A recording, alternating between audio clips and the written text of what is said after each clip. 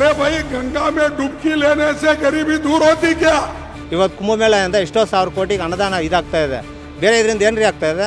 ಇವ್ರಿಗೆ ಇಲ್ಲಿಂದ ನಮ್ಮ ಸಬ್ಸಿಡಿಯಲ್ಲಿ ನಮ್ಮ ಟ್ಯಾಕ್ಸಲ್ಲಿ ಇದಕ್ಕೆ ಹೋಗ್ತಾರೆ, ಯಾವುದು ಮೆಕ್ಕಾಗೆ. ಏನಾದ್ರು ನಮ್ಮ ದೇಶಕ್ಕೆ ಲಾಭ ಇದೆಯಾ?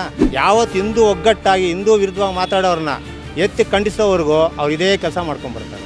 ಇವತ್ತು ಮುಸ್ಲಿಂ ಪರವಾಗಿ ಕ್ರಿಶ್ಚಿಯನ್ ಪರವಾಗಿ ಎಷ್ಟೋ ಜನ ಹಿಂದೂಗಳಿದ್ದಾರೆ. ಹಿಂದೂಗಳ ಪರವಾಗಿ ಯಾವುದೋ ಒಬ್ಬ ಕ್ರಿಶ್ಚಿಯನ್ ಮುಸ್ಲಿಂ ಬಂದು ನಿಂತ್ಕೊಂತಾರೇನ್ರಿ? ये लोग जाकर हजारों रुपए खर्च करके कंपटीशन पे डुबकियां मार रहे हैं. ಎಲ್ಲರೂ ಮೊಹಮ್ಮದ್ ಪೈಗಂಬರ್ ಬಂದ ಮೇಲೆ ಇಸ್ಲಾಂ ಬಂತು, ಯೇಸು ಕ್ರಿಸ್ತ ಬಂದ ಮೇಲೆ ಕ್ರಿಶ್ಚಿಯನ್ ಬಂತು. ಅದಕ್ಕೆ ಮುಂಚೆ ಇವರೆಲ್ಲ ಯಾರು? ಹಿಂದೂಗಳೇ ತಾನೆ.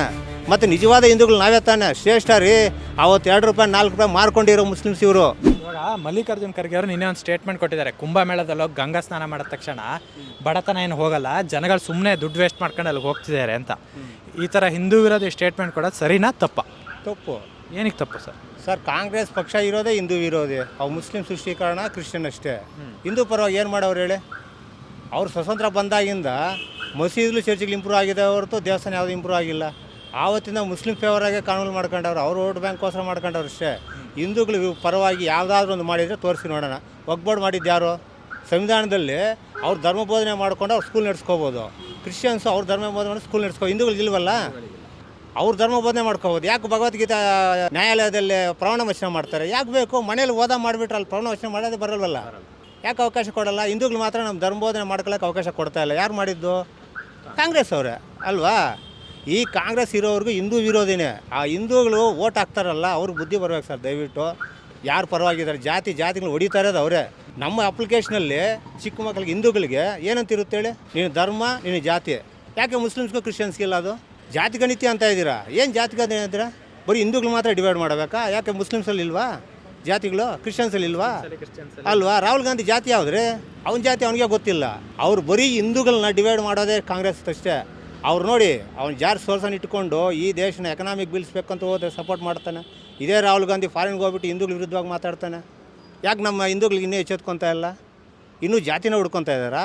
ನಮ್ಮ ಹಿಂದೂಗಳು ಯಾವತ್ತು ನನ್ನ ಜಾತಿ ನನ್ನ ಮನೆ ಒಳಗಡೆ ಇದ್ದು ಆಚೆ ನಾನು ಹಿಂದೂ ಅಂತ ಬರ್ತಾನೋ ಆವತ್ತು ಕಾಂಗ್ರೆಸ್ಸು ಇರಲ್ಲ, ದೇಶ ನಂಬರ್ 1 ಆಗುತ್ತೆ. ಏನಕ್ಕೆ ಈ ಥರ ಸ್ಟೇಟ್ಮೆಂಟ್ ಕೊಡ್ತಾರೆ ಅನ್ಸುತ್ತೆ ಸರ್? ಈಗ ಹಿಂದೂ ಒಗ್ಗಟ್ಟಿಲ್ಲ ಸರ್. ಹಿಂದೂಗಳಲ್ಲಿ ಒಗ್ಗಟ್ಟಿದೆಯಾ? ಇದೇ ಈಗ ಮುಸ್ಲಿಂ ಪರವಾಗಿ ಮಾತಾಡಲಿ ನೋಡೋಣ, ನಾಳೆ ಕಲ್ಲೆಟ್ಟು ಬೀಳ್ತದೆ. ಇವಾಗ ಮುಸ್ಲಿಂ ಮೆಕ್ಕಾಗಿ ಹೋಗ್ತಾರೆ, ಅದನ್ನ ಪ್ರಶ್ನಿಸಲ್ಲ. ಈಗ ಕ್ರಿಶ್ಚಿಯನ್ಸ್ ಪ್ರಶ್ನಿಸಲ್ಲ. ನಿವಾರಣೆ ಆಗ್ಬಿಡ್ತದ? ದಿನಕ್ಕೆ 5 ಸಾರಿ ಕೂಗಿದ್ರೆ ನಾವು ಬಡತನ ಹೋಗ್ಬಿಡ್ತದ? ಆ ಟ್ರೈನಿಗೆ ಕಲ್ಲಿಂದ ಹೊಡೆದ್ರೆ ಬಡತನ ಹೋಗ್ಬಿಡ್ತದ? 10 ಜನ ಬಂದು ಸ್ಟೇಷನ್ಗೆ ಬಂದು ಕಲ್ಲಿಂದ ಹೊಡೆದ್ರೆ ಬಡತನ ಹೋಗ್ಬಿಡ್ತದ? ಎಲ್ಲಾದರೂ ಹೋಗಿದೆಯಾ? ಯಾಕೆ ಇವತ್ತು ಪ್ಯಾಲೇಸನ ಆ ಥರ ಇದೆ? ಯಾಕೆ ಎಷ್ಟೋ ಇರಾಕು, ಇರಾನು, ಬಾಂಗ್ಲಾದೇಶ, ಪಾಕಿಸ್ತಾನ ತಿನ್ನಕ್ಕೆ ಹೋಗ್ತಾ ಇಲ್ಲ? ಅವ್ರ ವಿರುದ್ಧವಾಗಿ ಮಾತಾಡಲ್ಲ? ಯಾಕೆ ಹೇಳಿ? ಅವ್ರ ಎತ್ತರೆ ಕಲ್ಲು ಹೊಡಿತಾರೆ, ನಮ್ಮವರು ಕಣ್ಣು ಮುಚ್ಕೊಂಡು ಹೋಗ್ತಾ ಇರ್ತಾರೆ.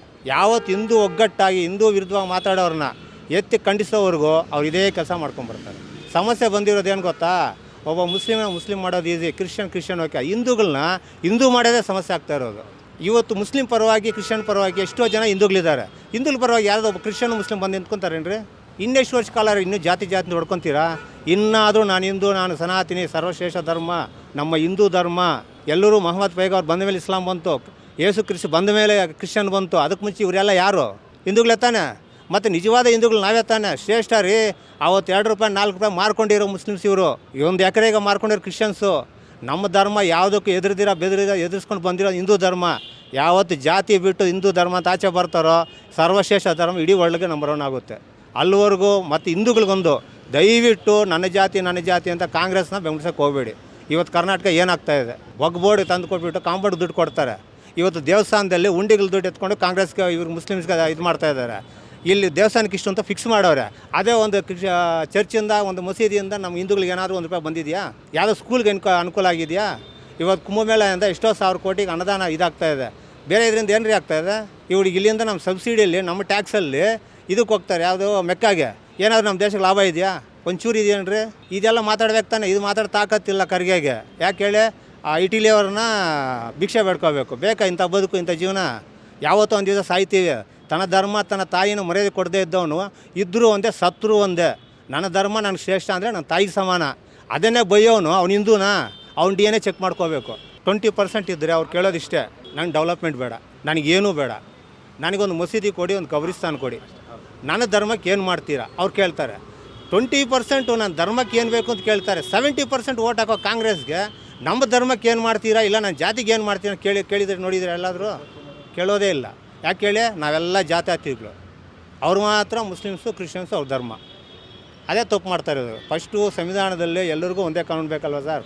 ನಮಗೆ ಯಾಕೆ ಒಂದು ಮದುವೆ ಮಾಡಿದ ಮೇಲೆ ಸೆಕೆಂಡ್ ಮದುವೆ ಮಾಡೋಂಗಿಲ್ಲ? ಯಾಕೆ ಮುಸ್ಲಿಮ್ಸ್ 2 ಮದುವೆ 10 ಜನ ಮಕ್ಕಳು? ಕಾನೂನು ಅಂತ ಜಾತೀಯತೆ ಅಂದಮೇಲೆ ಎಲ್ರಿಗೂ ಒಂದೇ ಕಾನೂನು ಅಲ್ವಾ? ನಮಗೊಂದು ಕಾನೂನು ಅವ್ರಿಗೊಂದು ಕಾನೂನು ಯಾಕೆ? ಯಾರು ಮಾಡಿದ್ದು? ಇದೇ ಕಾಂಗ್ರೆಸ್ ಪಕ್ಷ ಮುಸ್ಲಿಂ ಪಕ್ಷ ಸರ್. ರಾಹುಲ್ ಗಾಂಧಿನೇ ಹೇಳೋರು ಇದು ಮುಸ್ಲಿಂ ಪಕ್ಷ ಅಂತ. ಅದು ಏನಕ್ಕೆ ಕಾಂಗ್ರೆಸ್ನ ಓಟ್ಕೊಂಡು ಹೋಗ್ತಾ ಇದ್ದಾರೆ ಹಿಂದೂಗಳು ಅರ್ಥ ಆಗ್ತಾ ಇಲ್ಲ ಸರ್. ನಮ್ಮ ದೇಶ ನಮ್ಮ ಕಾನೂನು ಪರವಾಗಿ, ಈ ದೇಶದ ಕಾನೂನು ಪರವಾಗಿ ಇರೋಂಗಿದ್ರೆ ಇರಲಿ. ಅವ್ರ ಧರ್ಮ, ಅವ್ರ ಶರಿಯ ಕಾನೂನು, ಅವ್ರ ದೇಶ ಕಾನೂನು ಪರವಾಗಿ ಏನಾದರೂ ಬೇಕು ಅಂದರೆ ಯಾವ ದೇಶದಲ್ಲಿ ಸಿಗುತ್ತೋ ಆ ದೇಶಕ್ಕೆ ಹೋಗಲಿ. ಈ ದೇಶ ಜಾತ್ಯತೀತ ಅಂದಮೇಲೆ ಕಾನೂನು ಎಲ್ರಿಗೂ ಒಂದೇ ಇರಬೇಕು. ಅವ್ರು ಸಪ್ರೇಟ್ ನಮ್ಮ ಸಪ್ರೇಟ್ ಏನಿದೆ? ಎಲ್ರಿಗೂ ಒಂದೇ ಇರಬೇಕಲ್ವ? ನಮ್ಗೆ 1947ನಲ್ಲಿ ಡಿವೈಡ್ ಆಗಿದ್ದೇನಕ್ಕೆ? ಮುಸ್ಲಿಮ್ಸ್ಗೆ ಅಂತ ಸಪ್ರೇಟ್, ಹಿಂದೂಗಳಿಗೆ ಅಂತ ಸಪ್ರೇಟು.